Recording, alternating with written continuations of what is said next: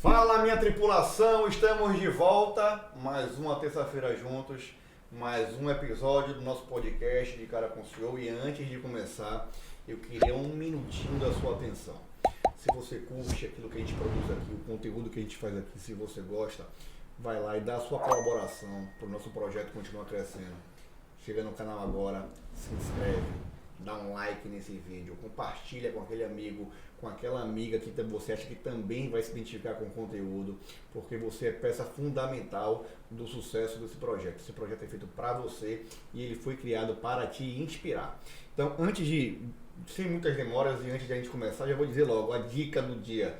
Pega papel e caneta, porque esse episódio de hoje não é um podcast, é praticamente uma aula imperdível, uma aula de empreendedorismo, uma aula de liderança, uma aula de protagonismo, fé, família, muitos outros assuntos super interessantes. E eu estou recebendo aqui com muita honra comigo aqui hoje um grande empresário, um cara que está aí disparado na cena do sucesso, João Fiamengue. João, muito bem-vindo. Eu vou ter que ler, cara, o currículo do cara não dá para decorar. Então eu vou ter que ler para vocês aqui porque é pesado. Empresário, administrador de empresas, especialização em finanças e controladoria pela FGV, sócio e vice-presidente do Grupo Ergo, holding que atua nos setores de indústria, logística, tecnologia, A&B e real estate. É isso, João? E ainda o cara é membro do Conselho Consultivo do Grupo Ergo, de Trash, Aloha Nui. Tá bom? Tá ruim não, né? Vem pra cá, João, seja bem-vindo, você tá de cara com o senhor, irmão. Obrigado, Magno, obrigado pelo convite, obrigado pela oportunidade de estar compartilhando aqui um pouquinho da nossa história aqui, que eu tô à total disposição aí pra gente bater um papo e abrir o que for necessário aí pra agregar pra galera aí. Velho, o seu currículo é invejável, quilométrico, vamos dizer assim, né? O cara fez um currículo muito bom, você é um cara super jovem, empreendedor nato, mas não começou com um multimilionário. Eu tenho certeza que você não nasceu já em berço de ouro sem ter que se esforçar. Então eu vou fazer uma passagem rápida aqui. Se eu tiver errado, você me corrige. Você já foi importador de produtos da China, já foi dono de mercadinho, depósito de bebida, loja de cachorro quente, teve o hot dog do João já, brother. Empreendeu já no mercado de construção civil, tecnologia, logística. Quantas vezes, João, a galera quer... Esse podcast aqui ele é feito para a galera que está com as suas dores começando ou que já começou e que está passando pelas dificuldades e acha que só ele está passando por dificuldade. Todos nós passamos por dificuldades grandes, médios, o pequeno empresário, o empreendedor que começou, que já está com 10 anos de largada na frente aí. Quantas vezes teve que dar errado para dar certo? Quantas vezes o João botou a mão na cabeça para achar que não ia dar, que ia desistir? Fala um pouquinho pra gente dessa trajetória que você teve na sua vida, com essas passagens todas aqui, cara. Legal. Pô, fez o dever de casa, hein, velho? Tem que ser, né, velho? Muito bom, cara. Exatamente, eu acho que às vezes a gente só vê a figurinha do agora, né? Tem aquela piada que o pessoal fala, todo mundo vê as pingas que a gente toma, mas não vê os tombos que a gente tomou no processo, né?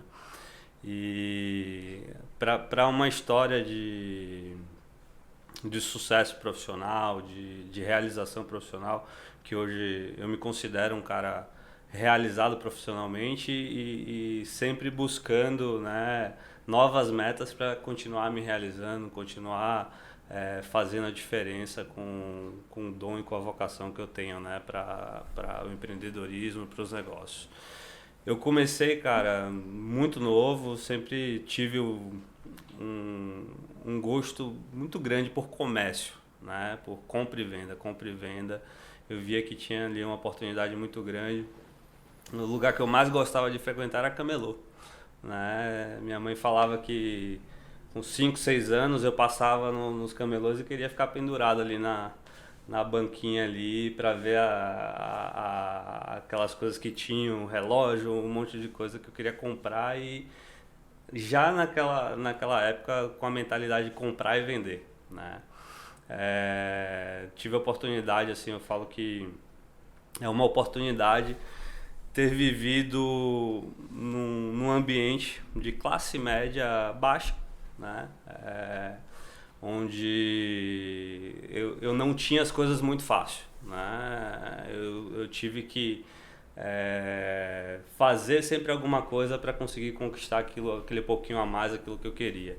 Então, se tinha que escolher, ou tomava o todinho ou comia a bolacha recheada, né? Mas nunca faltou nada, isso que é muito bom, porque apesar do desafio ali, de que todo mundo passa, né? Principalmente quem vem da classe média,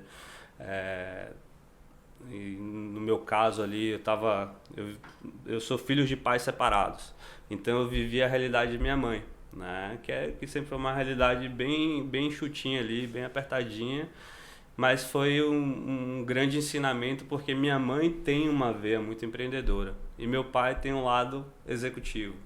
Então eu conseguia enxergar esses dois ambientes, me projetar no que eu queria em relação a meu pai, enxergar assim, o que eu admirava profissionalmente dele, absorvia muita coisa e os ensinamentos que eu tinha dentro de casa com minha mãe. Então, meu primeiro trabalho foi de office boy de minha mãe. Minha mãe, ela era administradora de condomínio, né? E ela precisava entregar os documentos nos prédios que ela trabalhava aqui na Pituba. E eu que fazia a entrega desses documentos. Então eu comecei ali tendo que lidar com esse tipo de documentação e eu tinha, sei lá, na época 10, 11 anos, que você ainda, aqui em Salvador, você ainda podia ter uma criança de 10, 11 anos andando na rua sem a necessidade de ter... Hoje eu não tenho coragem de deixar minhas filhas andarem pela rua como eu andava, mas naquela época ainda era possível, né? E eu fazia muito isso, fazia esse serviço para minha mãe, aí era andando, depois foi de skate, foi evoluindo e isso me trouxe uma bagagem de poder entender que existiam oportunidades ali de negócios que passavam pela minha porta, de ver que as pessoas tinham necessidade de ter um produto e elas não tinham acesso, né?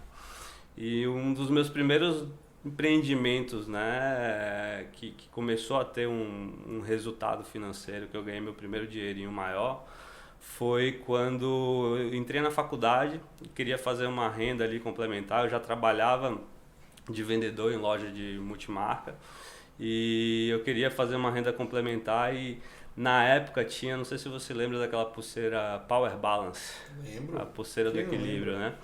E eu queria muito ter uma pulseira daquela, mas era caro, né? Custava 130, 140 reais uma pulseira se você fosse comprar numa loja de esporte, alguma coisa. E na época nem se falava ainda muito de compra em marketplace, internet, mas já tinha o eBay, que para entregar aqui na Bahia era muito difícil, principalmente em Lauro de Freitas, que era CEP único, né? E eu morava em Lauro de Freitas naquela época. E ali eu vi uma oportunidade de comprar as pulseiras Power Balance no eBay, que viria da China, e poder revender a metade do preço que era vendido e ter um bom lucro ainda. Então, só que eu tinha o primeiro problema, que era uma questão de logística, porque eu não conseguia receber o produto. Toda vez que eu comprava, travava no correio, porque não conseguia entregar nos endereços de Lauro de Freitas. E aí eu fiz minha primeira sociedade, né? Me juntei a uma grande amiga de faculdade que tinha um endereço em Salvador. Com CEP, né? E expliquei para ela a situação. Ela falou, pode deixar que eu compro e você vende, a gente faz a sociedade, né? Então o papel de compras ficou com ela ali naquele momento, de receber, de separar o produto.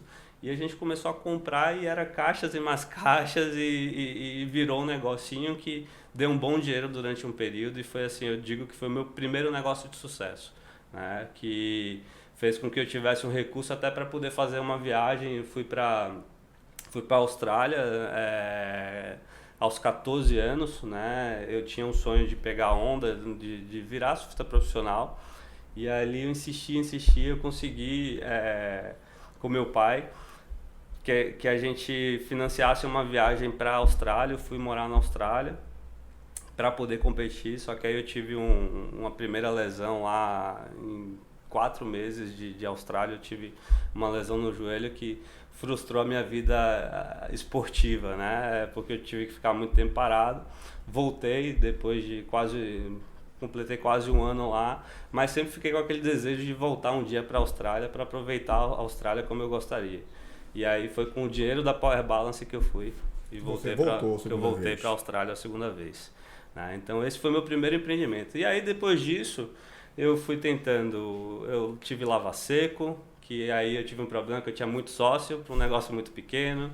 Eu tive lojinha de mercadinho, conveniência, depósito de bebidas ali em Stella Maris, que era uma vida de escravidão, porque eu trabalhava, recebia o pão 4h30 da manhã e o negócio só fechava 9, 10 da noite. E começou a impactar a minha faculdade. Aí eu tive que abrir mão do negócio. Domingo, feriado. Domingo a domingo. Não tinha...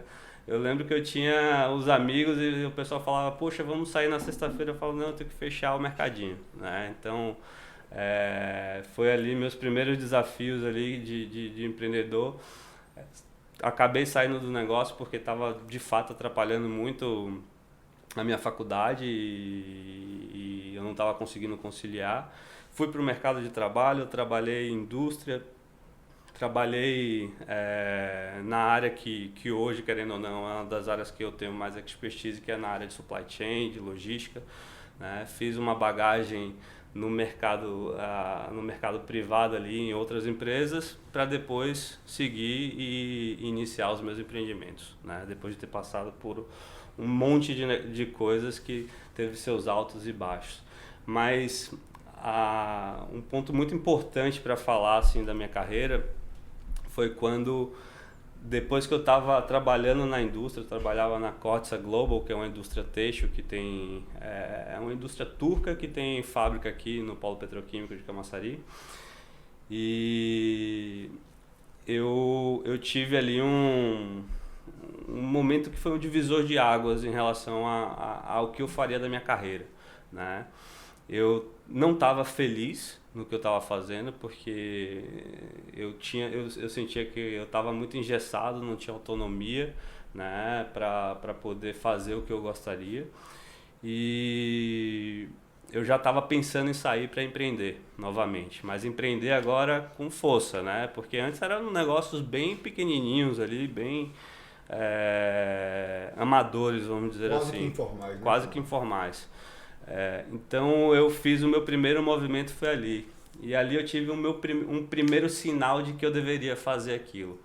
Eu lembro que era horário de verão, e aí eu vi que o relógio do computador tava errado, né? Tava uma hora de diferença. Aí eu tentei mudar o relógio, apareceu uma mensagem para mim: você não tem autonomia suficiente para fazer essa ação.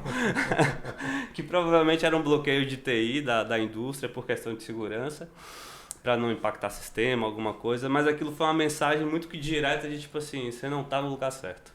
Né? E foi primeiro movimento que eu senti, eu falei, agora é a hora que eu tenho que sair. Não deu muito tempo, eu fui, conversei com a minha gerente, falei, olha, eu tô saindo, vou empreender, vou fazer alguma coisa. E foi quando eu entrei no segmento de construção, né, de reformas e construção. Comecei um negócio bem pequenininho. Vale pontuar, eu não sei pregar um prego no sabão. Né? É algo que, como eu fui criado com minha mãe, não tive essa instrução que meu pai... pelo fato de eles serem separados e meu pai trabalhar em indústria, trabalhar como executivo, eu não tive aquele acompanhamento de você pegar o pai que ensina ali, ó, vem aqui trocar uma resistência, fazer. Então eu não sei fazer nada de casa, esse tipo de serviço manual, eu sou um zero à esquerda. Mas eu estava entrando justamente num segmento que ia precisar ter algum tipo de habilidade com isso. Mas eu percebi ali que eu não precisava ser, na verdade, o cara que ia realizar. Eu precisava conhecer quem ia realizar o serviço. E ia fazer essa interface entre o cliente e o prestador de serviço, que era uma grande dor, ainda é uma grande dor desse mercado. Porque você quer fazer uma reforma hoje, o seu principal desafio é achar uma mão de obra qualificada para entregar aquele serviço. E foi quando eu comecei o negócio. Então, logo eu tive muito sucesso, porque era um serviço que tinha uma dor muito grande, e que quando eu apareci para o mercado, todo mundo queria aquele serviço porque eu fazia essa comunicação entre o cliente e o pintor, o pedreiro, o gesseiro, e fazia ali aquela comunicação que dava certo e no final o cliente saía satisfeito. Comecei a ter obras, estava com 4, 5 obras andando em paralelo, até que chegou um momento que eu decidi pegar uma obra um pouco maior, né? E para minha idade já era muito precoce o que eu estava vivendo, né? Eu tinha 21 anos nessa época que eu estava, a empresa de reforma e construção estava fazendo assim muito rápido, né? Uma escala muito rápida. E eu dei um passo maior. Eu falei, poxa, parecia uma obra de um shopping, era para reformar um shopping. E eu falei, eu vou pegar. E aí peguei essa obra e estava indo bem, já estava ali com a medição de 30%, só que a minha mão de obra ela era uma mão de obra terceirizada, por empreitada, né? Que é um dos formatos que esse mercado trabalha hoje também. E só que eu não contei com uma coisa, a equipe que eu estava trabalhando, ela não era necessariamente leal a mim. Então quando apareceu uma obra onde eles iam ganhar mais do que eles estavam ganhando comigo ali, o mestre de obra pegou simplesmente e foi para o interior, levou a equipe para poder fazer essa obra e me deixou na mão. E ali eu estava com uma obra maior, que eu já tinha pago 30% dessa obra e não conseguia achar mais ninguém para fazer pelos 70% que faltava. Basicamente era meu lucro bruto que eu tinha, que eu ia ali tirar ali alguns custos para ter o meu lucro. E eu me vi eu estava alavancado nesse sentido, porque eu precisava entregar o serviço e nunca foi para mim uma possibilidade não entregar e deixar meu cliente no prejuízo. E foi quando eu tive assim a minha primeira quebra, né? Eu posso dizer que eu quebrei porque quando você entra para utilizar os seus bens pessoais, tudo que eu já tinha construído ali nesse processo todo de trabalho, dos empreendimentos que eu tinha feito e dos primeiros anos desse negócio, eu tinha construído um patrimônio bacana, mas eu tive que desacelerar e dar alguns passos atrás, né?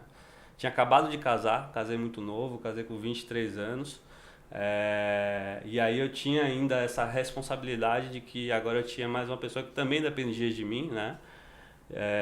Que dependia do meu esforço, e eu estava ali com ela naquele momento que eu vi que o negócio ia apertar muito. Porque se fosse para passar perrengue sozinho, você até passa, né? Você sabe o seu limite de dor ali. E no meu caso eu tinha a responsabilidade de, tipo, eu não posso deixar a minha mulher passar isso que eu já estou imaginando que eu vou passar. Mas foi ali que eu vi que que eu tinha casado com a mulher certa, né? Que ali ela era minha parceira mesmo, a pessoa que ia colar comigo ali para o que der e o que viesse, assim. Então ela colou, foi super parceira nesse momento mais difícil empresarial para mim. E eu lembro que eu tinha comprado um carro para ela e não deu 2 meses eu tive que fazer um movimento e falar assim, olha, o seu carro eu vou ter que devolver na concessionária. E para mim aquilo ali foi assim muito marcante, porque eu peguei meu carro, tinha uma caminhonete, vendi para poder pagar a obra, bancar a obra. Peguei o carro dela, ela fazia faculdade ainda, e precisava de um carro porque era à noite a faculdade, a gente morava em Lauro de Freitas, a faculdade dela na Federação, então não existia essa possibilidade de deixar ela sem carro. Eu fiquei com uma Burg e uma motinha, peguei o carro dela, entreguei na concessionária e peguei um carro com a parcela que eu conseguiria pagar, né? E essas coisas me marcaram muito, só que me fortaleceram muito nesse processo, né? E com isso tudo que aconteceu, eu de fato quebrei, porque acabaram os meus recursos que eu tinha, a gordura que eu tinha feito na vida pessoal para bancar e terminar aquela obra. E aí foi quando eu comecei a fazer um movimento de falar, poxa, eu tô casado agora, tenho uma esposa que, querendo ou não, ainda estuda, depende de mim, eu preciso voltar para o mercado de trabalho, fazer alguma coisa. Não dá para esperar que o negócio vai dar um input de novo e eu vou voltar a ter o que eu tinha antes. Eu vou ter que fazer um movimento aqui. E aí eu comecei a tentar usar essa bagagem que eu tinha, essa carreira que eu tinha ali com 23 anos para voltar para o mercado de trabalho.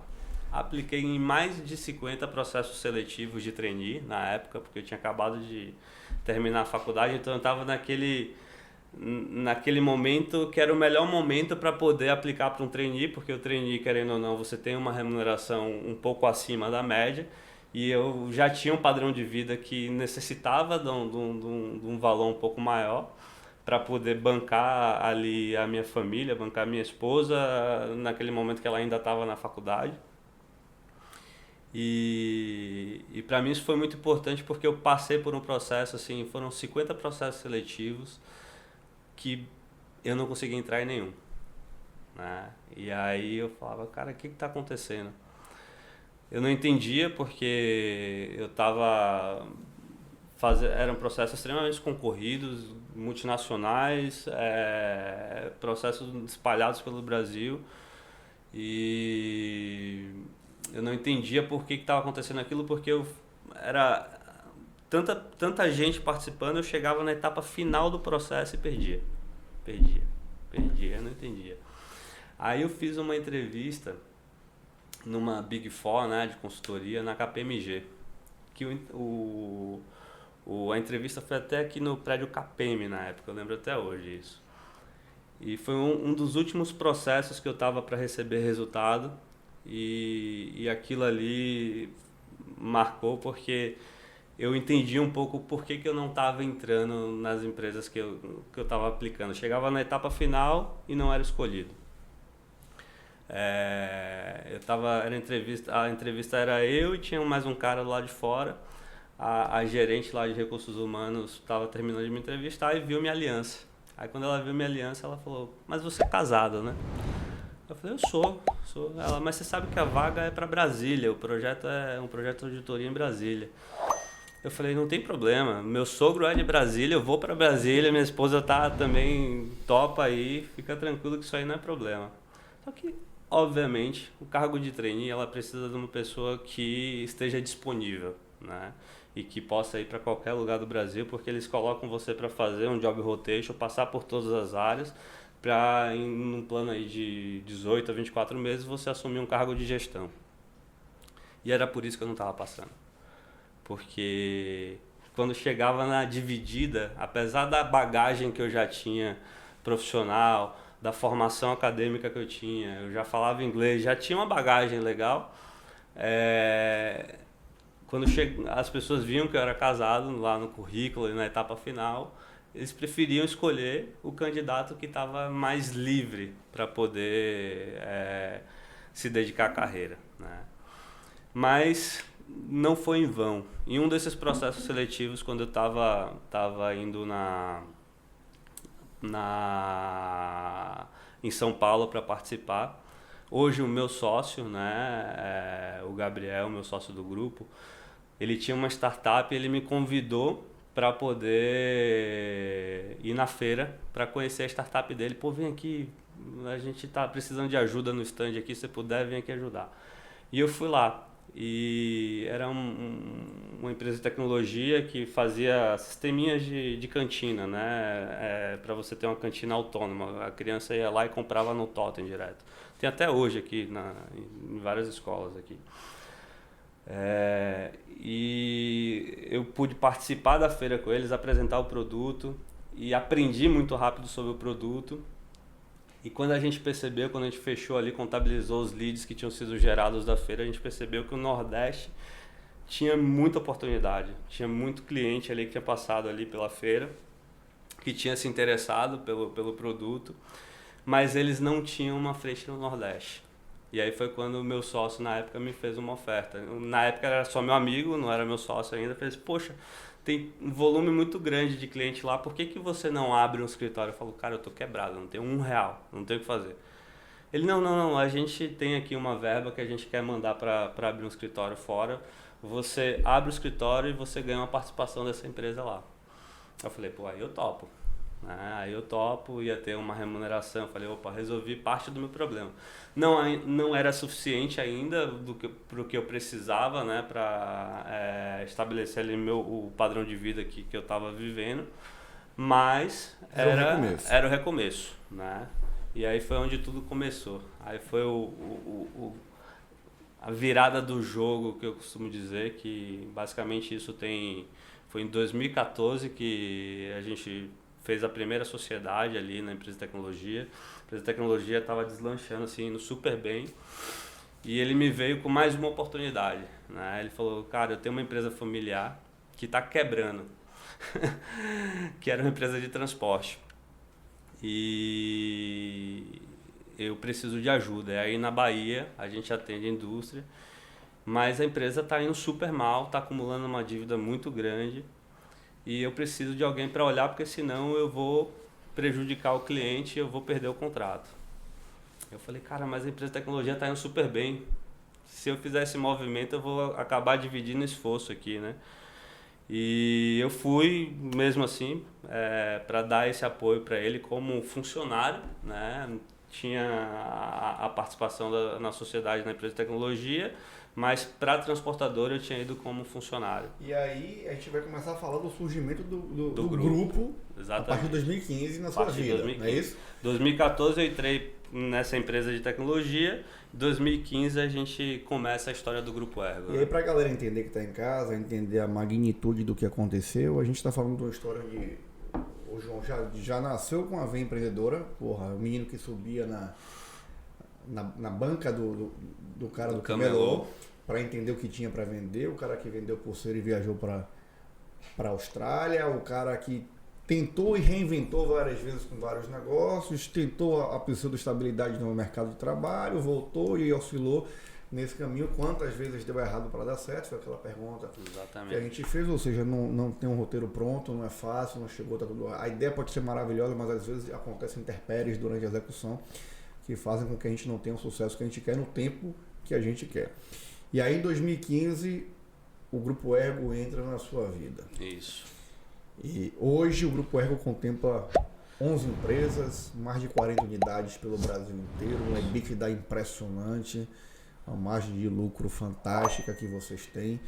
Conta pra gente, faz essa linha do tempo do Grupo Ergo pra cá, porque pra trás você já falou. Vamos agora pra frente. Vamos falar da frente agora. Ali foi a virada do jogo, porque eu entrei agora num ramo que teoricamente é um ramo próspero, né, que era o ramo de transporte e logística, mas aquela empresa específica, que era de meu sócio, ela estava numa situação de dívida. Só que de dívida eu entendia, né? Porque você vê como que... A vida lhe preparou para isso. A vida me preparou para isso, exatamente. O processo que eu precisei passar de trabalhar com pouco dinheiro, de trabalhar sem dinheiro, né? De recomeçar o tempo inteiro. E eu brinco até hoje com os nossos executivos. Quando tem muito dinheiro em caixa, geralmente a gente tira, bota em uma outra empresa para o pessoal aprender a trabalhar sem dinheiro, né? Porque foi o que fez a gente crescer, foi trabalhar sem recurso, né? E naquele momento ali eu fui chamado para administrar uma empresa que estava falida, né? E nesse processo foi quando a gente teve a ideia de criar a Ergo 3, né? A primeira empresa do Grupo Ergo. Com base nessa empresa de transporte e logística que estava em declínio ali, estava praticamente falida, a gente teve uma ideia de criar um novo modelo de negócio dentro do transporte, que era um modelo de negócio que era extremamente inovador para aquele segmento, porque as indústrias não aceitavam, né, trabalhar da forma que a gente escolheu trabalhar. Só para explicar para vocês, a empresa ela era uma empresa que tinha frota, né? Tinham 35 caminhões, mais de 70 motoristas, mas era uma empresa que dava quase 500 mil de prejuízo no mês, né? Era uma empresa que estava assim... Cada vez que você mantivesse mais aquela empresa, mais prejuízo ia acumular e o buraco era muito fundo. Para trazer uma solução para aquilo ali, a gente teve uma outra ideia, que era criar uma nova empresa, mas com uma característica totalmente diferente daquela. Foi quando a gente criou a Ergotrans. Começou com um contrato pequenininho, só para vocês terem. Ergo é uma palavra que significa trabalho, né? Então a gente teve uma ideia assim, conversando, falou, poxa, precisamos criar um nome rápido. Aí começou a pesquisar, viu Ergo, como era uma transportadora, era a associação de trabalho com transporte, né? Um trabalho no transporte. Foi aí a primeira empresa que a gente criou do grupo. Era uma empresa com um faturamento bem baixinho. Em 2015, ela tinha ali um faturamento de 500 mil no ano. Então era uma empresa bem pequena, só que muito enxuta. Era uma empresa que já dava lucro e começou a pagar o prejuízo da outra. Ia pagando ali as contas que a outra não pagava. E aí a gente falou, poxa, por que a gente não faz agora então o inverso? Por que a gente não compra as operações, os contratos dessa outra empresa, assume o passivo dessa outra empresa e faz no mesmo modelo de negócio da Ergotrans, né? Que é sem caminhão, que era sem frota, porque a outra tinha frota e a Ergotrans não tinha frota. Frota própria. Isso, exatamente. A gente trabalha com frota terceirizada. Então, através de algumas informações, a gente foi construindo essa ideia da Ergotrans. Eu comecei a ver que 60% da frota no Brasil é de transportadores autônomos, não são de grandes frotistas. É o cara que tem um caminhão, dois, aquele cara pequenininho. Eu falei, cara, tem uma oportunidade muito grande aqui de usar esse cara. Eu ganho um pouco, diminuo um pouco a minha margem, mas também eu diminuo o meu risco. E aí eu vou fazer o que eu faço bem, que é trabalhar a parte comercial. Eu vou tentar fechar bons contratos para ganhar escala e ganhar volume. E foi o que a gente fez. A gente começou a fazer isso. Em 2015 a gente tinha ali um faturamento de 500 mil no ano. Quando a gente assumiu o passivo da outra empresa, assumiu os caminhões, a gente fez uma movimentação. Dos 70 motoristas que a gente tinha, a gente selecionou os 35 melhores e financiou os veículos para eles, para que eles se tornassem donos daqueles veículos. E aí foi uma grande virada, porque o sonho de todo motorista é ter o seu próprio caminhão. E aqueles 35 que a gente entendia que eram os melhores para estar fazendo aquele serviço para a gente, foram os beneficiados para financiar aquele caminhão e pagar com o próprio contrato que eles teriam com a gente. A gente mudou o modelo da operação. Já em 2016 a gente fez assim um crescimento que eu nunca imaginei que a gente teria. A gente saiu de um faturamento de 500 mil no ano para um faturamento de 19 milhões no segundo ano. Terceiro ano, a gente, no mesmo modelo de negócio, a gente foi de 19 milhões para 44 milhões. No quarto ano, a gente foi de 44 milhões para 78 milhões. No quinto ano, a gente foi de 110 milhões, 78 milhões para 110 milhões. No último ano, a gente faturou 220 milhões. Esse ano, a gente vai faturar 600 milhões só no transporte, tirando as outras empresas do grupo, pelo modelo de negócio que a gente escolheu. Então, ali foi uma grande virada de jogo pra gente, né? E não é para dizer que, assim, a história, o processo ele parece muito bonito, mas para construir isso foi muito árduo ali, foi muita dedicação do que a gente já tinha passado e também desse período aí desses 7 anos, porque os 3 primeiros anos foi assim de muito aprendizado, de muita luta, apesar do grande crescimento, né? Então, hoje, a nossa estrutura de transporte, de logística, ela já é uma das maiores empresas do segmento hoje no Brasil, né? E para esse ano já tem esse número já muito bem pautado através dos contratos, uma empresa que vai faturar mais de 650 milhões e, além disso... Uma empresa do grupo. Uma empresa, na verdade, uma unidade de negócio, que é para explicar para vocês, quando a gente constituiu o grupo Ergo, a gente separou por unidade de negócio. A gente tem a unidade de logística que tem Ergotrans, Ergo Express e Ergoserve. Mas a Ergotrans é que detém o maior faturamento, né, pela característica no modelo de negócio dela. As outras empresas também estão crescendo no mesmo modelo de negócio. A Ergo Express a gente faz transporte de pessoas. E a gente faz também com veículos terceirizados. É como se fosse um Uber corporativo, né? A gente faz o mesmo modelo do Uber, só que para o cliente PJ ali, o cliente final da indústria, né?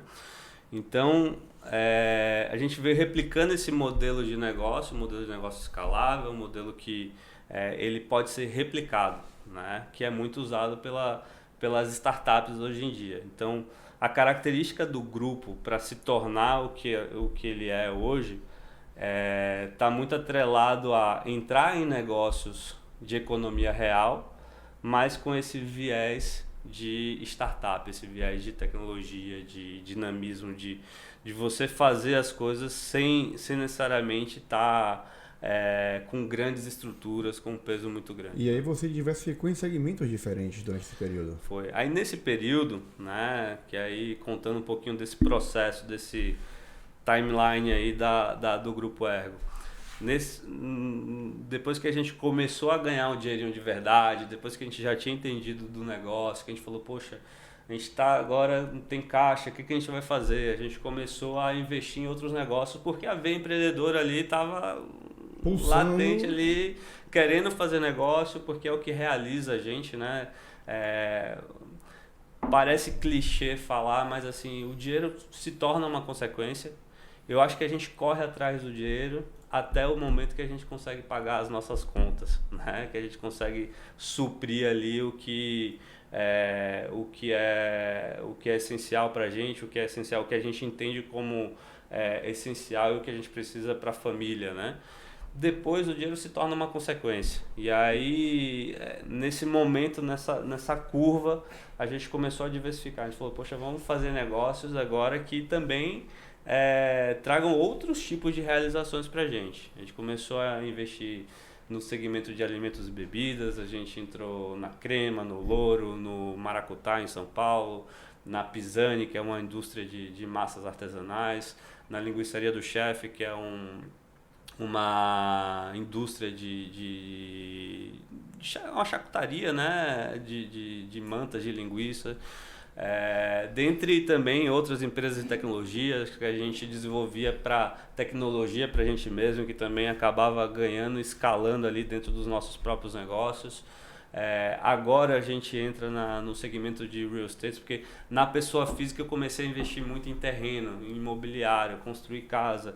Aí a gente falou, cara, se tornou um negócio, tem uma representatividade, traz para dentro do grupo, estrutura, traz gestão, melhores práticas, tudo que a gente está fazendo para aqueles outros negócios ali, vamos replicar para tudo que a gente estiver fazendo. Então hoje o grupo, eu costumo brincar assim que estar dentro do grupo é um atestado de selo de qualidade, né? Porque nesse processo a gente entendeu que eu utilizei aquele mesmo raciocínio que eu sempre tive. Se eu não sei fazer, eu preciso contratar alguém que saiba. E aí eu comecei a pescar no mercado os melhores profissionais que eu poderia encontrar, né? As empresas de consultoria que me negaram, eu contratei os funcionários dela. Né? Eu lembro até hoje que eu fiz de todas as empresas de consultoria, né? Deloitte, Xiang, KPMG, e eu enxergava ali que você tinha profissionais de alta qualidade, mas que não necessariamente eles são muito bem pagos, né? E aí existe aí uma oportunidade muito grande, porque se você traz uma remuneração um pouco melhor para ele e uma perspectiva de carreira também, que o cara entenda que ele pode empreender, que ele pode fazer parte daquilo ali, o seu negócio começa a se tornar atrativo, né? Então eu comecei a pegar a galera ali que eu enxergava com potencial de capacidade técnica, de uma deficiência que eu tinha em determinadas áreas, apesar de ser administrador, apesar de ter uma formação pautada em finanças e controladoria, eu sou uma pessoa muito mais voltada para a gestão, né, para pessoas. E eu entendia que eu precisava me cercar de pessoas técnicas para garantir que esse crescimento que eu estava tendo, ele não fosse um crescimento desordenado, né? Porque quando eu cresci lá na empresa de reforma e construção, se eu tivesse feito um caixa na época, ao invés de ter simplesmente... Eu fiz o meu patrimônio pessoal. Perfeito. Mas se eu tivesse a mentalidade, eu não tinha a estrutura corporativa que eu tenho hoje, tivesse me organizado, tivesse as pessoas para me ajudar, era imaturidade. Talvez eu suportado e passado pelaquilo, e a empresa estaria aqui até hoje. E é o que a gente sempre fala aqui, as pessoas quando me perguntam, principalmente nas redes sociais, como fazer para reinvestir na empresa, como fazer para ter um salário na empresa, como fazer para quando começar a ter uma retirada na empresa. A dica que eu dou sempre aqui para a galera é que ele tem que ter na cabeça dele 3 contas separadas dentro do negócio dele. E se o cara não tem disciplina para separar a conta na cabeça, ele separa fisicamente mesmo no banco, com 3 bancos diferentes. Então ele vai pegar da lucratividade dele lá e reservar o que é capital de giro, o que é conta para investimento, o que é conta de sócio, o que é retirada. Exatamente. Porque senão o negócio morre. Se o cara só Pior tira, coisa só é tira, misturar. só tira, o negócio morre. Então assim, você fez uma curva fantástica com relação ao crescimento de vocês, que é um crescimento gigantesco, né, cara? E, assim, eu tenho muito orgulho, inclusive, de ver assim, um cara baiano, jovem pra caralho, como você, no nível que você se posiciona hoje no mercado brasileiro de negócio, tá? E aí, falando dessa composição, dessa sua presença marcante na Ergo, como sócio da Ergo, quais as suas principais dificuldades, os seus maiores desafios, sendo que hoje o grupo tem uma gama diversa de segmentos e você tem que estar praticamente onipresente, digamos assim, em várias cidades diferentes, com mais de 400 funcionários, se eu não me engano, a Ergo tem hoje no grupo. Como fazer para conciliar isso tudo e qual é o maior desafio do João como gestor do grupo nesse sentido? Perfeito. Em toda essa história que eu contei para vocês, tem aí aonde eu adquiri essa bagagem, essa experiência, né? E esse entendimento do que é importante, do que é essencial para fazer negócio. E aí desde o início eu entendi aí nesse processo que para fazer negócio você precisa entender de gente, porque negócio é feito para pessoas, mas ele também é feito por pessoas, né? Então se você não entende de pessoas, você não entende de negócio. Basicamente, hoje o meu maior desafio, a minha maior dor para o crescimento não é o cliente em si. O cliente é importantíssimo, mas se eu não tiver pessoas para atender meu cliente, para conseguir entregar o que eu preciso entregar, eu não consigo crescer mais do que eu já cheguei. Então hoje o meu papel hoje dentro do grupo, principalmente, é um trabalho que a gente vem fazendo bastante, né? É posicionar o grupo de forma que, ao invés de eu ir buscar o cara, ele queira trabalhar com a gente, né? O talento, ele queira vir trabalhar com a gente, porque o grupo ele precisa ser um grupo atrativo. Ele não pode ser necessariamente, hoje, principalmente essa nova geração, ele não trabalha só por dinheiro, não. Ele vai trabalhar pelo propósito que aquele negócio traz, né?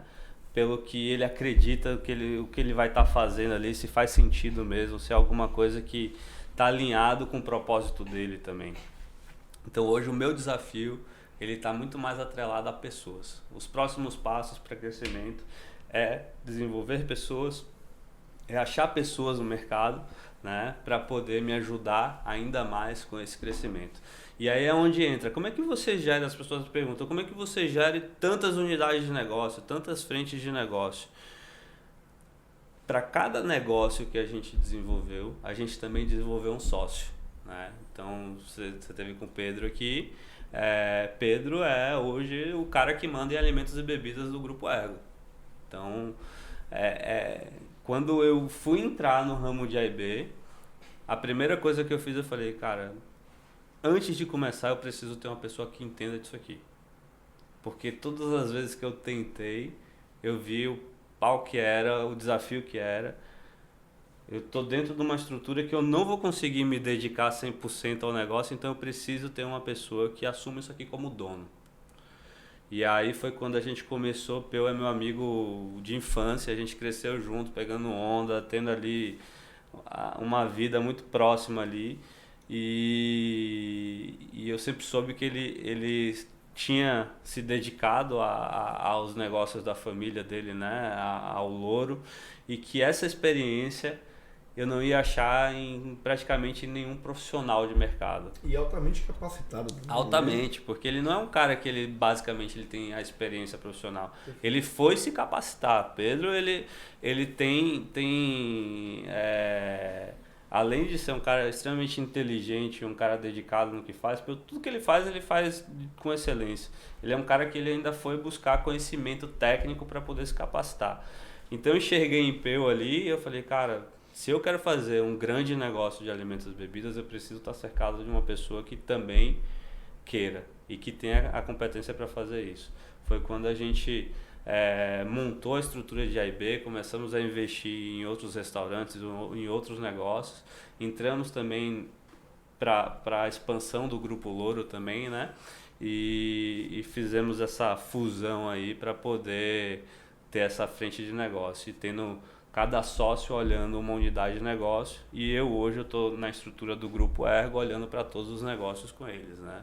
Participando sempre que eu posso, mão na massa também, eu gosto, não é nem... Às vezes eu sou cobrado para tirar um pouco a mão da massa, porque o viés operacional ali de querer estar ali no dia a dia, ele é grande, é uma das coisas que me realiza, né? Mas eu entendo que muitas vezes eu tenho que tirar o pé um pouquinho, porque senão eu acabo deixando outras áreas que são muito importantes e relevantes para o grupo, que se eu não estiver olhando pode ser assim, pode ter um impacto grande, né? Porque o grupo tomou uma proporção, e cada vez mais que você compra ou que você cresce, mais responsabilidade você tem. E aí, se você não tiver controle, não tiver posse daquilo, a queda pode ser grande, né? E vocês se tornaram referência, inclusive, um case que é estudado no mercado, o Grupo R, com relação a presteza com que vocês geram valor para a eficiência do serviço de vocês, para a redução de custo operacional, que é uma marca pessoal do grupo, Sim. Né? Para a forma como vocês empoderam e geram valor às marcas que vocês adquirem, e pela forma como vocês escalam o crescimento de vocês, que é realmente muito rápido. E isso tudo você já me falou, relatou aqui, que começou com essa estratégia que você montou diferente para a Ergotrans, e você criou um modelo de negócio diferente que hoje, com certeza, você adapta, mas aplica a todos os segmentos que você atua. Mas a galera que me assiste geralmente aqui no Pod e que me acompanha na rede social, ela é formada, boa parte, por empresários e empreendedores que estão começando. E eu tenho certeza que eles estão ávidos aí agora para entender como é que eles podem pegar essa história que você fez, isso que você contou, essa mudança de estratégia, essa virada de chave, João, que você deu na sua vida e que transformou uma empresa falida de transporte, um dos maiores grupos de transporte de logística, A&B e etc. do Brasil. Como é que eles podem aplicar isso para os pequenos negócios deles que estão aí agora começando, que eles estão tentando, que eles estão se reinventando como você se reinventou várias vezes. Então, fala para a galera que está assistindo você agora aí, como é que você acha que isso pode ser aplicado na vida deles? Olha, Porque parece que, não sei se você percebe isso, mas parece que são realidades muito diferentes, né? Você já esteve do lado de lá e não tem muito tempo, né? Não. A virada de chave, a sua escalada foi muito rápida. E assim, a gente tá nessa realidade todos os dias, porque como a gente cria negócio novo, o negócio ele não começa grande, ele começa pequeno. Então, como a gente cria negócio novo, ele sempre vai estar também nesse estágio que talvez embrionário. Hoje as pessoas estejam nesse momento vivendo, né? Mas basicamente, cara, uma das coisas que eu vejo assim que para você dar um próximo passo, para a próxima fase do seu negócio, às vezes você está ali com o seu negócio e você fala, pô, como é que eu dou o próximo passo para tirar ele de uma empresa que está que é um MEI para virar um simples nacional, para depois virar uma empresa no lucro presumido e depois uma empresa no lucro real, né? Porque aí a gente entende que o faturamento está crescendo. É você entender se o seu mercado tem espaço para crescer, né? Essa é uma métrica que você precisa ter clara, porque se for um negócio que não tenha mercado, dificilmente ele vai ter oportunidade de crescimento. E segundo é se você tem disponibilidade e pessoas para fazer esse crescimento que você precisa. Eu gosto muito de dividir o bolo, né? Eu não sou um cara que quero crescer sozinho. Então, sempre que eu vejo esses negócios, eu já fico pensando em quem pode ser meu sócio, quem é o cara que tem habilidade para assumir aquela função. E geralmente são pessoas totalmente diferentes da mim. Porque se for para contratar alguém ou trazer um sócio que seja igual a mim, não faz sentido, né? Eu preciso de alguém com habilidade complementar. Porque se for, eu faço a área comercial, faço a parte de expansão do negócio, mas eu preciso de um sócio que tenha capacidade operacional, que faça o negócio acontecer.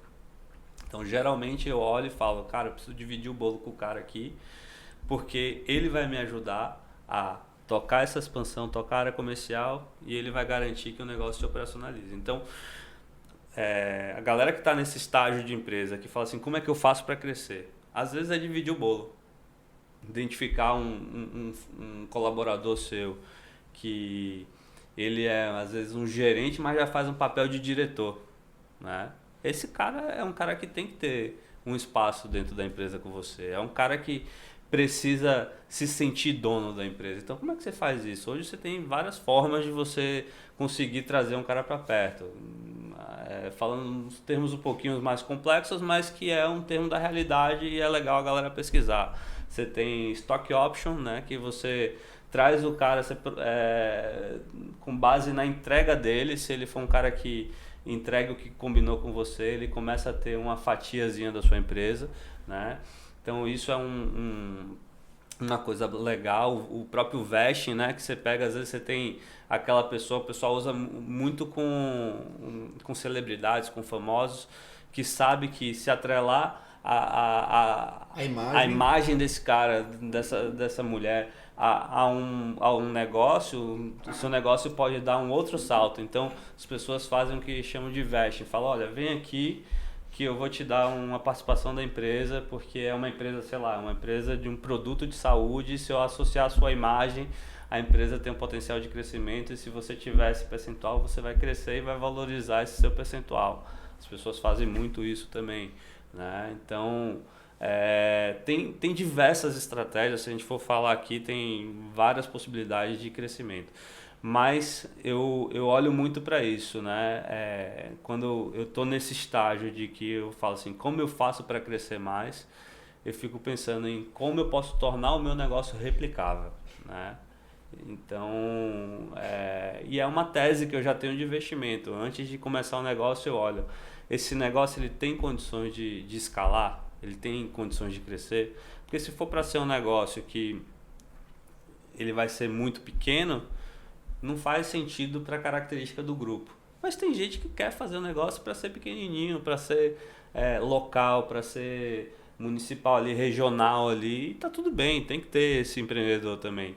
Mas o empreendedor que quer mais, que quer crescer, que quer gerar mais emprego, que quer trazer mais faturamento, ele tem que olhar justamente as características da empresa, se ela é uma empresa que tem condições de crescer rápido, de ter escala, né, dentro do mercado que ela atua. Com certeza você está impactando muita gente que está assistindo hoje aqui com a sua história, né, com essa transformação que você criou.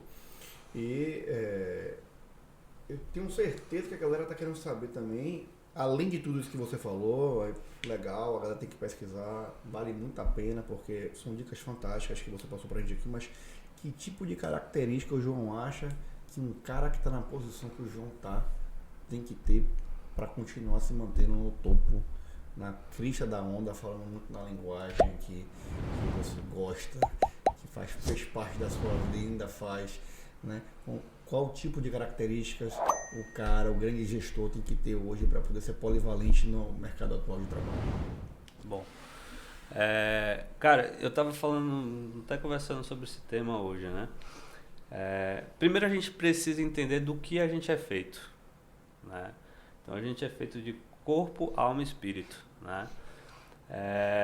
E muita gente acha que se dedicar somente à vida profissional, né, se dedicar somente ao negócio, vai fazer com que você permaneça naquilo. Você pode crescer, mas não necessariamente você vai permanecer, né? Para permanecer, você precisa de equilíbrio, você precisa estar com as áreas da sua vida bem equilibradas. Então você precisa... João hoje, o que João faz? Falar um pouquinho da minha rotina, do que eu faço para permanecer na posição que eu estou e conseguir ter estratégias para poder, além de permanecer, passar para o próximo nível, né? Eu sou um cara que eu prezo muito pela a minha saúde física e mental. Então, Eu tenho que estar muito bem emocionalmente para poder entregar coisas boas para o meu time, para poder entregar coisas boas para o mercado, né? Então, tem aquilo que fala, tipo, a boca fala daquilo que o seu coração tá cheio. Se você tiver cheio de amargura, se você tiver cheio de ansiedade, que é normal, eu já vivi muito isso, né? Vivo ainda, tem momento que o grau de ansiedade sobe, só que eu fiquei muito mais atento em quais são os gatilhos, quais são as coisas que eu posso fazer para não deixar que o meu grau de ansiedade eleve, o meu grau de estresse eleve, para poder administrar bem as minhas emoções, para entregar o meu melhor na posição que eu tô. Então, hoje na posição que o João tá, ele precisa entregar o melhor para o time dele. Então, se eu sou um cara que não tenho condições de pegar os meus gerentes, os meus diretores, os meus sócios e ter uma troca que faça sentido com o cara, eu não tô apto para estar na posição que eu tô. Então, eu preciso estar bem fisicamente, eu preciso ser exemplo nesse sentido para as pessoas, eu preciso estar bem emocionalmente, então trabalhar bem o meu emocional para amparar bem as pessoas, e eu ainda tenho a questão também de cuidar bem do meu espírito para que também eu possa dar mais em troca, né? Tipo assim, o lado espiritual ele é muito importante porque ele trabalha essa questão de que fortalece o seu propósito. Você fortalece o seu propósito. Então, tem aquela frase do livro, né, do Pequeno Príncipe, que fala: se você não sabe aonde você quer chegar, qualquer caminho lhe serve. Então, é muito importante que você tenha claro aonde você quer chegar. João sabe onde ele quer chegar. Ele sabe o que ele precisa fazer para aonde ele quer chegar. Então, eu vou fazendo um pouquinho a cada dia daquilo, sempre constante, sempre buscando constância, né? Para poder chegar nesse propósito, cumprir o meu propósito que eu tenho de vida aqui, né? Que está muito pautado em impactar a vida das pessoas, em fazer utilizar da minha vocação, utilizar do meu trabalho, das experiências que eu tive para impactar as pessoas de alguma forma. Foi engraçado que eu estava conversando justamente sobre isso, de tipo, já me perguntaram: por que você quer crescer, fazer um negócio tão grande, se você já está bem financeiramente, se você já tem o que você quer? Eu falei: porque seria muito egoísta da minha parte ter a habilidade que eu desenvolvi, ter o dom que eu tenho e o recurso hoje que eu tenho e querer ficar isso só para mim. Porque hoje, quando eu acordo, e tem dias, não são todos os dias que são flores, quando eu acordo tem dia que eu não estou a fim de acordar para trabalhar, porque eu não estou bem, porque eu estou cansado, alguma coisa assim. Só que aí eu lembro que eu tenho mais de 500 famílias que dependem de mim, que se eu quiser fechar meu negócio hoje, essas famílias dependem de mim.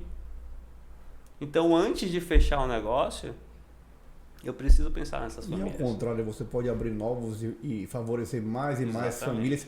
Isso você falando de famílias diretas, fora indiretas. Eu estou falando 500 colaboradores, mais 6 mil motoristas que trabalham com a gente.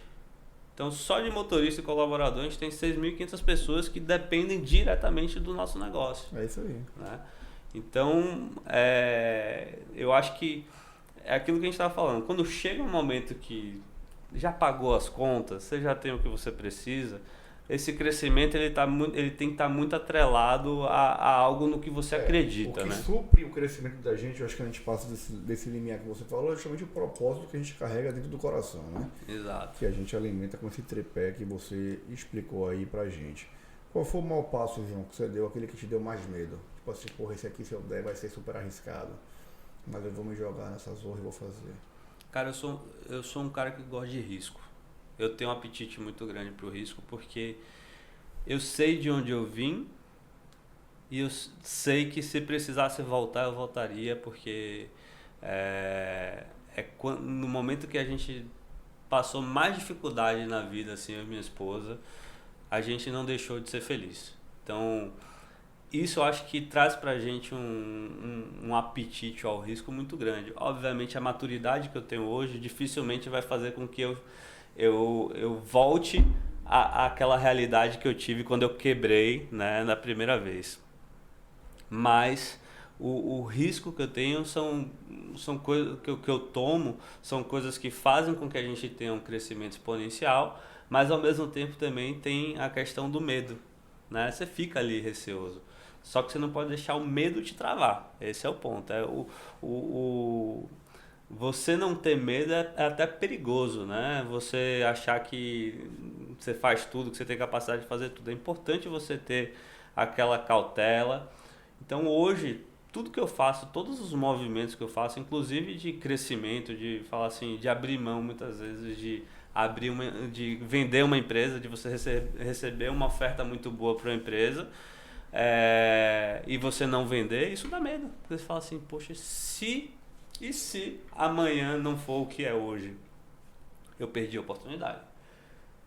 Mas vem muito atrelado a justamente o que a gente estava falando de propósito. Cara, meu propósito não é somente pegar o dinheiro e colocar no bolso. O propósito é, se não der certo, eu já sei o que precisa fazer para construir isso de novo, né? A maturidade que a gente ganhou nesse processo faz com que você antecipe um pouco esse tempo, e se for necessário eu faria tudo de novo. Então eu tenho muito claro de quando eu saí, eu estava super bem com minha caminhonetezinha ali, para uma motozinha Burgman onde eu carregava o saco de cimento para levar para as obras. Se tivesse que voltar para minha Burgmanzinha para fazer tudo de novo, hoje eu faria, né? Então o medo ele vai existir, mas você precisa lutar contra ele, né? Você precisa vencer esse medo. Falando de família, o João falou aqui pra galera que filho muito bem criado, uma mãe separada, divorciada. E apesar de ser sido de um muito casamento, presente, meu pai sempre foi muito presente. Isso, e aí, isso que eu ia falar agora, você teve a presença do seu pai muito. Também no negócio. Falou que sua mãe tinha uma veia muito empreendedora, seu pai uma veia muito executiva, né? E aí, o que você acha que foram os principais ensinamentos, os principais valores que o seu pai passou? O seu pai é um executivo, inclusive, com uma carreira muito consolidada, né? Sim. Quais foram os ensinamentos de família, as bases de valores que você acha que foram mais enraizados em você, que te ajudam na construção, por exemplo, dos ensinamentos que você repassa para as suas filhas hoje, Valentina e Bela, que estão em casa vendo papai? Beijo, Valentina, beijo, Bela. Conta aí pra galera quais foram esses ensinamentos que você se porra hoje. Quando eu vou dormir, eu fecho o olho e eu vejo que eu sou assim. Eu lembro que foi meu pai, foi minha mãe que me ensinou isso aqui no longo da vida. Cara, hoje eu costumo brincar que os nossos valores do Grupo Ergo, que são os valores dos sócios, né, que estão lá, eles não são valores de parede, né? Não é aquilo que está lá na parede para dizer que é bonito. Então, o nosso primeiro valor é pessoas em primeiro lugar, né? A gente, acho que do podcast todo a gente falou várias vezes em pessoas. Então, de fato, meu pai e minha mãe me ensinou muito a importância das pessoas, né? E de tratar bem as pessoas. Eu sempre, meu pai com a carreira executiva dele, ele atuou e atua em altos cargos hoje executivo, mas eu sempre tive a experiência de ver meu pai tratando desde um presidente de uma empresa até o zelador da mesma forma, né? O cuidado de falar, a atenção, e isso foi uma das coisas que eu mais admirei e que com certeza eu absorvi e que é o que eu quero passar para as minhas filhas também. Minha mãe também é a mesma coisa. Quando a gente fala de ética e transparência, eu vim de um lugar, de uma família que sempre prezou muito por isso, né? A gente nunca precisou ver. Uma das coisas que eu mais me orgulho também de meu pai, por exemplo, é que quando alguém vem falar comigo sobre o meu pai, é sempre falando super bem. é sempre, caramba, seu pai tem as melhores referências dele, e isso também me mostra o quanto que ele é um cara ético, um cara que construiu a carreira dele ali de uma forma que hoje ele não tem, não tem o que falar dele, né? E eu replico isso para mim também, para minha vida e para a nossa empresa, né? E então, assim, dentre os outros valores que foram ensinados, mas tudo foram princípios, né? Eu falei com você, a gente estava falando mais cedo sobre o ambiente que eu cresci. Meu pai, ele é católico praticante, e a minha mãe, ela é evangélica. Eu fui criado dentro das duas igrejas, né? Hoje eu sou evangélico e congrego numa igreja batista. Então, dentro do ambiente de igreja, você aprende princípios e valores cristãos que você pode utilizar na sua vida. E mesmo que a pessoa às vezes não acredite, se ela aplicar, a probabilidade de dar certo é muito grande. Porque você vê hoje, a gente estava falando do livro de Napoleão Hill, né? Mais esperto que o diabo. Se você olhar ali, tudo que ele está falando, e se você olhar na Bíblia, vai estar... são livros atemporais, né? Então, a base do livro está dentro da Bíblia, né? Então, ter sido criado nesse ambiente, num ambiente onde sempre foi ensinado através desses princípios e valores cristãos, me fez ter uma base, né? Que se eu conseguir cumprir isso, a probabilidade da minha vida dar errado ela é pequena. A gente vê os judeus, né? Por que os judeus são bem-sucedidos? Por que judeu ganha tanto dinheiro, João? Conta pra galera. Basicamente porque ele segue princípios, né? Se você chegar e falar... tem algumas histórias que o pessoal fala, tipo... Você chega lá e vai falar que você trai sua mulher para um judeu. Ele não vai fazer negócio com você, porque se você tem coragem de trair a sua mulher que está deitada do seu lado, imagine se você não vai trair ele. Ele não faz. É um princípio, né? Então, esses princípios ajudam muito, independente da crença, independente da religião em si, né? E sem dúvida eu tive uma oportunidade fantástica de crescer nesse ambiente. Pô, eu teria aqui milhares de assuntos para falar para você. Eu acho que vai ter que ter uma edição número 2 de podcast com o João Fiamengue, porque eu queria falar também da imersão que você passou esse ano agora em Israel, que foi fantástica. Teve lá com o Thiago Nigro, o Thiago Brunet, né? Flávio Augusto, grande referência, né? Com temas fantásticos. Eu não te conhecia pessoalmente, mas já te acompanhava. Que legal. E via a sua história aí em alguns lugares. Acho que a galera também está gostando muito de acompanhar. Vale a pena seguir o João Fiamengue, daqui a pouco a gente fala sobre isso. Mas tem uma pergunta que ela é uma pergunta que eu sempre faço aqui no Pod, que é a definição de sucesso para quem está aqui na frente comigo. O que é sucesso para João Fiamengue? Cara, sucesso para mim é você fazer aquilo que você quer fazer, independente do status, independente do valor monetário, independente da sua posição de carreira, né? Eu me considero um cara bem sucedido porque hoje eu consigo equilibrar a minha vida profissional, a minha vida familiar e espiritual e os meus hobbies. Então, eles andam muito em conjunto e isso me faz entender que eu sou um cara bem sucedido por isso, né? Eu não sou bem sucedido pela minha vida profissional, porque não ia adiantar de nada que se eu fosse um cara extremamente bem sucedido na vida profissional, executivo, um empreendedor super bem sucedido e a minha vida do lado de fora fosse uma bagunça, né?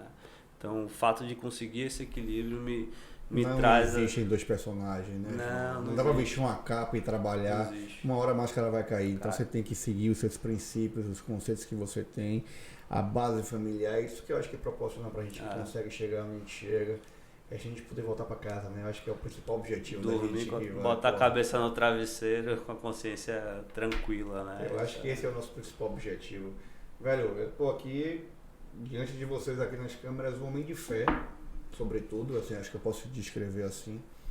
É assim que eu lhe enxergo. Com extrema inteligência emocional, um gestor nato, um líder, um cara que soube empreender, driblar as adversidades, um cara que sabe, sobretudo, dividir, e isso é super importante na realidade de hoje. E eu estava comentando com o João aqui fora, porque eu achava que o João era super desenvolto com câmera, com gente, com a galera. Ele falou, pô, Magno, mas não sou muito fã de câmera, né? E aí eu falei, pô, mas cara, como assim você palestra?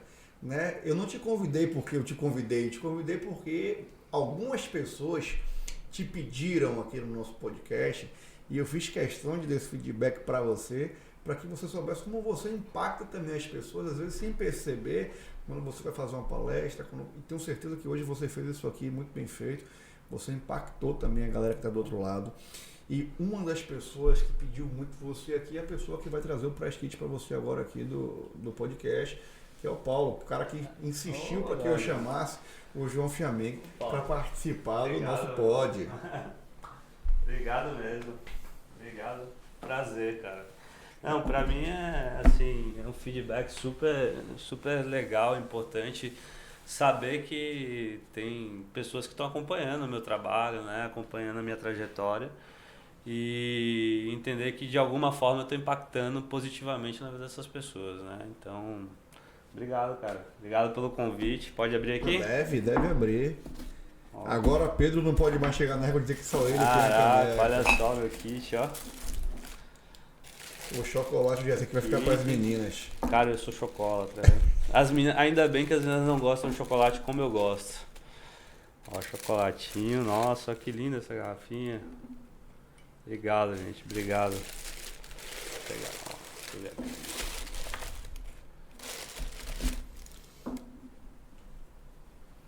Top. De cara com o senhor. Obrigado. Leão, para mim foi um grande prazer receber você aqui. Sua história é fantástica. Eu só tenho aqui que te desejar cada vez mais sucesso, mais crescimento, mais fé, mais resiliência, sobretudo mais família, porque o que a gente gosta mesmo é família, né? Que a família esteja presente na sua vida sempre, que você possa se rodear de amor o tempo inteiro, porque o que você fez aqui foi transmitir amor com conhecimento para todo mundo. Espero que a galera de casa tenha gostado, tenha se impactado de verdade. Aproveita, vai lá, segue o João na rede social, porque o cara é fera. Começa a seguir o Magno lá, Magno Luiz com 2 S de sucesso, porque sucesso é bom em dobro, a gente não gosta de sucesso pouco. Então vai lá, segue, se inscreve no canal, dá o like, compartilha com geral. Espero que você tenha gostado. Esse foi De Cara com o Seu, com o João Fiamengo. Vamos voar, vamos pra cima. Foi um prazer, João. Obrigado, Magno. Obrigado, assim, mais uma vez. Parabéns pelo trabalho que você está fazendo. Eu me coloco à disposição para estar junto aí no que vocês precisarem, para passar o máximo de conhecimento que a gente puder aí para essas próximas gerações de empreendedores, para essa galera que quer fazer a diferença. Né? Gerou compromisso aqui, hein? Tá assinado, no fio do bigode. Parabéns, velho. Obrigado.